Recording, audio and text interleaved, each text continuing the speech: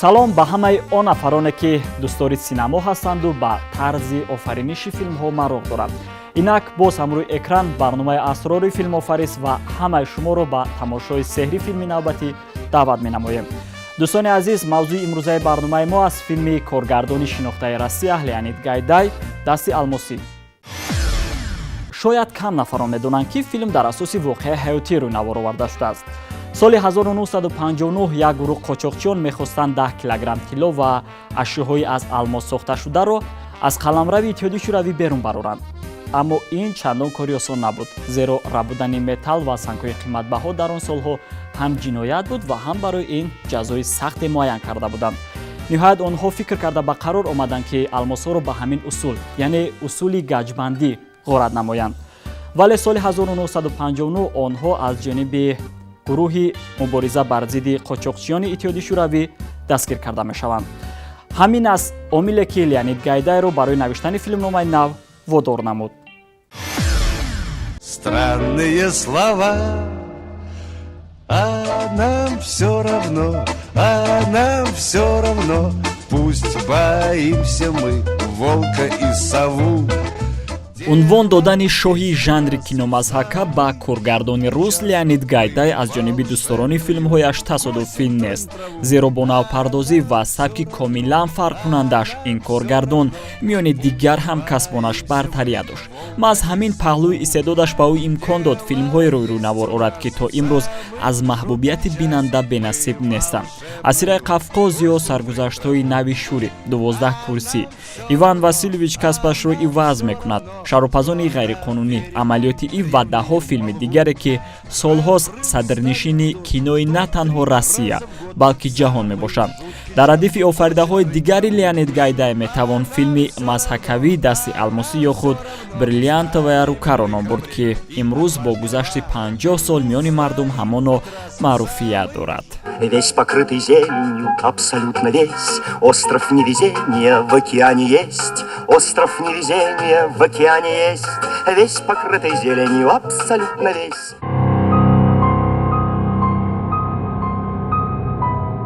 моҳи июни соли 1968 дар меҳмонхонаи Атлантика воқеъ дар хиёбони Адлер ки он ҷо сабти филм идома дошт, ҳама ҳайратзада шуданд.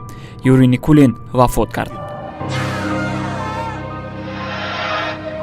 сабаби чунин шӯхи сард пайдо кардани амсилаи Никулин ва пас будани ҳисси биноии чашми баъзе аз истиқоматкунандагони он ҷо буд. ин лухтак ҳамроҳи дигар реквизитҳо дар ана ҳамин таххона нигоҳ дошта мешуд. яку як бора байни мардум овозае паҳн шуд ки ҷасади Никулинро пайдо карданд. дере нагузашта ҳунарманд аз ин қазия огоҳӣ пайдо карда дӯстон ва наздиконро аз хуб будани аҳволаш хабар медиҳад. Акун ман чикор кунам? ҳеҷ кор, дам гиред, раст кунед, хиштиду кунед. ин наворҳо аз раванди сабт мебошанд, аммо қисми бештари филм дар гармои тоқатфарсо рӯйнавор оварда шудааст. коргардон шояд тасаввур намекард ки филми ӯ баъд аз чанд сол маҳбубияти рекордиро миёни дӯстдорони синемо касб хоҳад кард. ин аст ки баъзе ибораҳои он то имрӯз миёни мардум маъруфанд. леди синьора фрау мис мутаассифона ҳамаш бефоида тоҷико туристо рӯзнома хондан дар кор. федя сай одамои мо барои хариди нон бо таксӣ намераванд. тақдири ҳунармандони ин филми диданӣ ба ҳар нав анҷом ёфт. бисёре аз онҳо ҳоло ҳамроҳи мо нестанд, баъзеҳоро кор омад накард, аксари дигар ҳаёти хушбахтии худро қурбони ин филм намуданд. аммо он вақт мақсади ягонаи ҳама дар сатҳи баланд сабт намудани филм буд, на чизи дигар. игор черних, наворбардор тайягари ин филм, ҳоло шакли дастнависи филмномаро варақ мезанад. игор анатольевич мегӯяд, дар филмномаи асл қаҳрамонҳо номҳои дигар доштанд. онҳоро 3 маротиба дар рафти кор иваз карданд. инчунин даъвати ҳунармандон низ тӯл кашид. танҳо Юрий Никулинро бесанҷиш ба лоиҳа даъват намуданд. барои чӣ? маълум шуд ки филмномаро муаллифон танҳо ба хотири ӯ навиштаанд. акнун тахмини ман ҳамин аст. чӣ мешуд агар ҳоҷате нест. фаҳмо, шояд лозим аст ки лозим нест. фаҳмо, ақаллан иҷозат диҳед ки ана ин гапи дигар. ҳамаи мо медонем ки Никулин фаъолиятро аз сирк оғоз намуда баъдан ба синаморо овард. аз ин рӯ ҳангоми ба ин лоиҳа даъват шудан корҳояш дар сирк ба қавле дар авҷ буданд. аммо рад кардани нақшофарӣ дар филми дасти алмосӣ ба гуфтаи худи ҳунарманд беақлӣ мебуд. барои ҳамин ӯ аз сирк рухсатии нимсола гирифт. шумо албатта метавонед рад кунед. Не, ман тарсуне.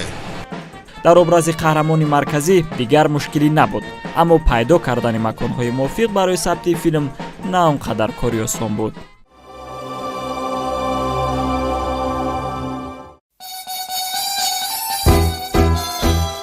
коргардон зиёд мехост филмро дар аврупо сабт намояд, лекин аз ҷиҳати маблағгузорӣ онҳо камбуд доштанд ва барои ҳамин натавонистанд ба аврупо бираванд. инчунин масъулин намехостанд Леонид Гайдай аз сарҳад берун равад, зеро ба ӯ он қадар бовар надоштанд. Сабаб номаълум. намефаҳмам ки чаро ба мо иҷозат надоданд, охир тилоку намебурдем. баъди хулосабарориҳои зиёд қарор доданд филмро дар Истанбул сабт намоянд, аммо ин кор бо сабабҳои гуногун ҳалли худро пайдо кардан натавонист. ниҳоят шаҳри Бокуи Озарбойҷон макони ниҳоии сабт қабул шуд.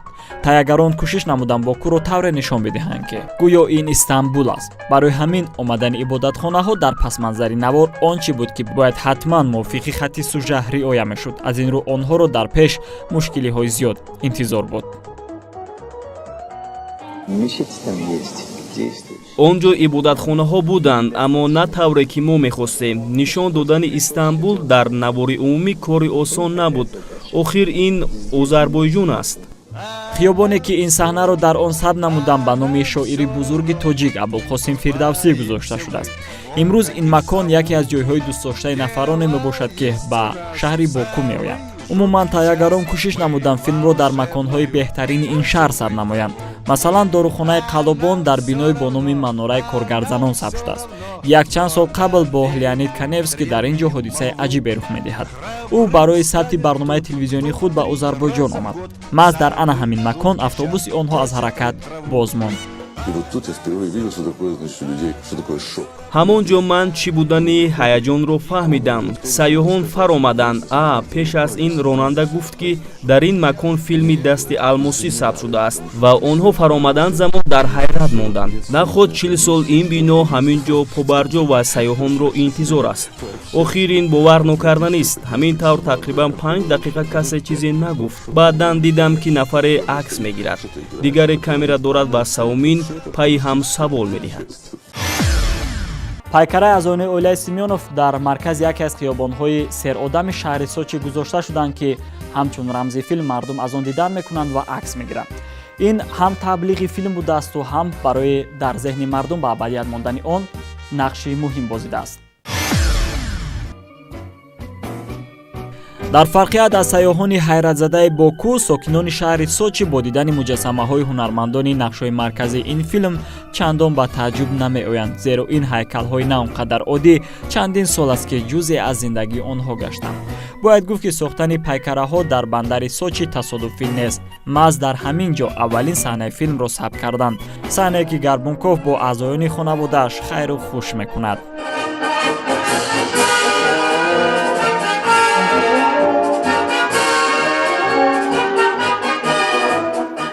дар ин бино бошад ҳоло аз он тараф хона асаре нест. дар ин макон саҳнаҳои қаҳвахонаи Маҷнунбедро сабт карданд. ана боз ҷое ки корманди полис ба Гарбунков пул медиҳад. бо гузашти вақт қисме аз биноҳо корношоям гаштанд. дар ин иморати чапаву вайрона замони меҳмонхонаи Атлантика қомат афрохта буд. маҳз ба ин ҷо Гарбунковро зебосанам Анна Сергеевна даъват мекунад. ин нақшро ҳунарпеша Светлана Светличная иҷро намудааст. шумо маро сахт тарсондед. агар пирӯз омадан дар кастингҳои синамоӣ барои аксарият бахти баланд бошад, аммо ҳунарпеша Светлана Светличная аз ин кор чандон хурсанд набуд. сабаб чӣ буд ва чаро ӯ намехост нақши зебосанам Анна Сергеевнаро дар филм иҷро намояд?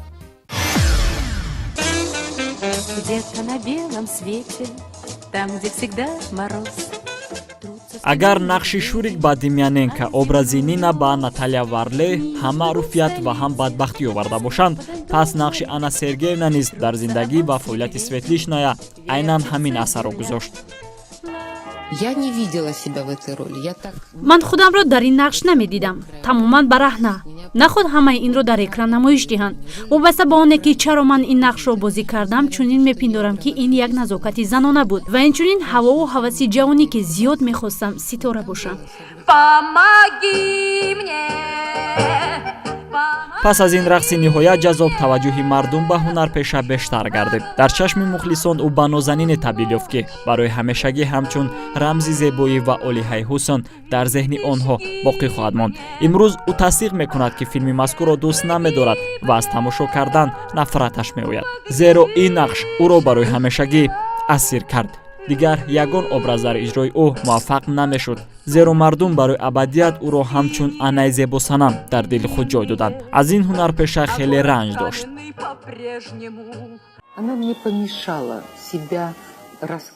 ин нақш барои ҳамчун ҳунарпеша худро муаррифӣ кардан ба ман халал расонид.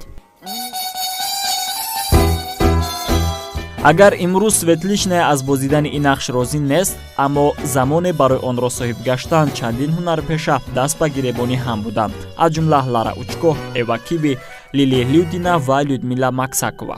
ба ҷои Светлана метавонист дилхоҳ аз онҳо бошад, аммо коргардон ӯро интихоб намуд. баъдан маълум гардид ки Гайдай дар интихоб иштибоҳ накард. ана ин ҳаракатҳои нозукро ҳунарпеша худаш фикр карда иҷро намудааст. ҳатто имрӯз агар ӯ ба рақс ояд, ҷавонон чашму дил канда наметавонанд. шояд барои Леонид Гайдай бахт баландӣ кард ки аксари ҳунармандони дар филм даъват кардааш дорои маҳорати хуби сарояндагӣ буданд, аз ҷумла Юрий Никулин ва Андрей Миронов. суруд дар бораи харгӯшҳоро Юрий Никулин, ҷазираи бебароро Андрей Миронов ва ба ман кӯмак расонедро сароянда Аида Видишова сароиданд.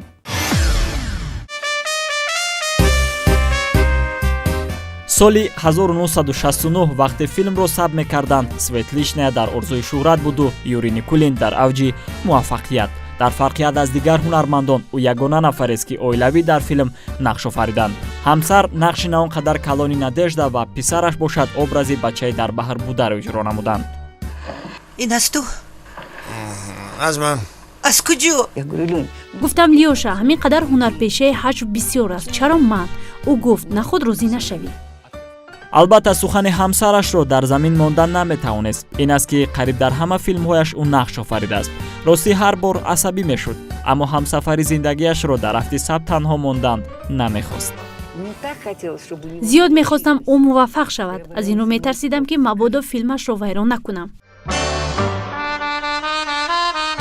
Нина Гребешкова ва Леонид Гайдай ҳангоми дар донишгоҳ хондан якдигарро дӯст дошта оила барпо намуданд. ҳунарпеша мегӯяд барои хушбахтии хонаводагӣ ман орзуҳои дар дил доштаамро қурбон намудам. аммо Леонид Гайдай кӯшиш менамуд бисёр ҳам набошад ӯро аз ошхона ба синамо баргардонад. бисёр одами эҷодӣ буд. кӯшиш менамуд дар ҷодаи коргардонӣ муваффақ шавад. хушбахтона ман ӯро мефаҳмидам ва дарк менамудам ки то ба сатҳи вай расидан хеле заҳмат бояд кашид. то ҳол Нина худро аввалан ҳамсари Гайдай ва баъдан ҳамчун ҳунарпеша эътироф мекунад. ин аст ки ҳангоми бо ӯ суҳбат кардан ҳамеша аз Леонид Гайдай, яъне шарики зиндагиаш, ёд меорад. маълум шуд ки чаро коргардон номи қаҳрамони марказии маъруфтарин филмашро Нина гузошт. аммо чаро зуд мезанӣ? рав аз инҷо бача, халал нарасон. Максими 12-сола на ба сабти филм, балки барои истироҳат рафта буд. лекин маълум шуд ки дар ин нақш ғайри ӯ каси дигари мувофиқ нест. дар асл ҳунармандон на болои об, балки аз болои пули борик мегузаранд. саҳнае ки Геша писаракро ба даруни об тела медиҳад 5 маротиба сабт шудааст. Максимро гуфтанд ки Миронов ҳоло дуртар аст. вақте ҳунарманди ҷавон бехабар буд, Геша ӯро тела медиҳад. ана ҳамин дубл миёни чортои қаблӣ воқеътар баромад. аз ин рӯ онро дар филм ҷой доданд. касе ки харад билети бозӣ, он кас мешавад. медонам. ташвиқоти аҳмақонаатонро бас кунед. ман чиптаҳоро на барои бурд мегирам. вақте филм пурра омода шуд, чун қоида аввалин бинандаҳояш мунаққидони соҳаи синамо буданд. аммо дар толор мишмиш зиёд гардид. коргардон ин навбат аз ҳад гузаронид. мегуфтанд киношиносон, филмро бояд ба экрани калон роҳ надиҳем, магар баъд аз таҳрир ва ислоҳи ҷиддӣ. аммо Леонид Гайдай аз ин гуна муомила нафрат дошт. анҷом ёфтани тақдири ҳамаи филмҳояш ба ин нав ӯро дилгир карда буд. иловатан худ чизеро дар хати сюжет зиёдатӣ намеҳисобид. аз ин рӯ барои фиреби мунаққидон ҳилаи аҷиберо пеш гирифт. ӯ дар охири филм таркиши бомбаи атомиро илова намуд. Таркише ки филмро наҷот дод, таркише ки дили 77 миллион бинандаи синаморо ба ларза овард. аммо чаро маз ин фикр ба сари ӯ омад? ӯ лентаро бурида дар охир таркиши бомбаи атомиро насб кард. тасаввур мекунед, ҳамчун тамоман бемақсад. вақте киношиносон дар охир ба ҷои номи хунармандон таркишро диданд, ҳама иштибоҳҳои дигарро фаромӯш карда фармон доданд ки онро дарҳол қайчӣ кунанд, яъне ҳилаи коргардон ба кор рафт. ҳамаро монда ин саҳнаро партоед. ин гуна ҳилаҳои коргардонҳо дар кино кам метавонанд ба фоидаи онҳо анҷоманд. одамро ки муддати зиёд донед бояд ба ӯ бовар кунед. не ёдовар бояд шуд ки филми ҳунари дасти алмосӣ соли 2009 дар телевизиони сафина ба забони тоҷикӣ дубляж карда шудааст. сабаби онро ба забони тоҷикӣ пешниҳоди бинандаҳои тоҷик намуданд. албатта ки боз ҳам таваҷҷӯҳи мардум ба жанри мазҳака ва филмҳои ин коргардон мебошад ки қариб ҳамагӣ ба забони фасеҳу равони тоҷикӣ баргардонида шудаанд. ҳамин гунаю фақат беқаноташ ҳаст? мутаассифона надорад. не мекубем.